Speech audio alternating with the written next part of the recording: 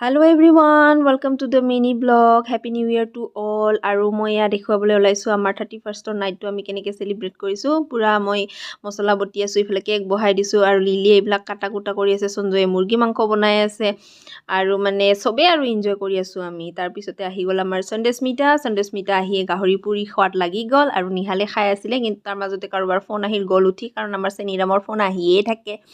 তাৰ পিছত আপোনালোকক দেখুৱাইছো বাকিখিনি অংশ। এয়া মোৰ হাতত ৰেড ওয়াইন, মোৰ বহুত ফেভৰেট হয় ৰেড ওয়াইন, মানে যিকোনো সেলিব্ৰেশ্যনত মই ৰেড ওয়াইন আৰু জঙা খাই বহুত ভাল পাওঁ।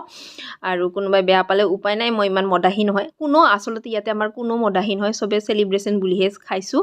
আৰু আমি পুৰা ৰ এণ্ড ৰিয়েল মানুহ, সেইটো কাৰণে দেখুৱাবৰ কাৰণে লাজ পোৱা নাই আৰু বেয়াও নাপাওঁ। কোনোবাই বেয়া পালেও উপায় নাই, আৰু যোনবিলাকে বেছি ভদ্ৰ মানুহ আঁতৰি থাকিলে ভাল হ'ব, স্কিপ কৰিলে ভাল হ'ব। আৰু আমি 31st নাইটটো এনেকৈ বহুত সেলিব্ৰেট কৰিলোঁ। তাৰপিছত কেকটো বনাইছিলোঁ যে, এইটো বহুত টেষ্টি হৈছিলে, সবে মোক এপ্ৰিচিয়েট কৰিছে আৰু মোৰ বুকুখন একদম ফুলি গৈছে। আৰু এয়া আমাৰ লিটিল ব্লগাৰে পুৰা ডিকিত এনজয় কৰি আছে, আৰু ময়ো খাই চালোঁ কেকটো, সঁচাকৈ বহুত টেষ্টি হৈছিলে কেকটো, মানে সকলোৱে মানে এপ্ৰিচিয়েট কৰাৰ কাৰণে আৰু ইমানেই ভাল লাগিছে কি ক'ম। তাৰপিছত মানে মই এইটো ৰেড ওয়াইনটো গোটেই অকলে খাইছোঁ দেই, ইহঁতক অলপো ভাগ দিয়া নাই।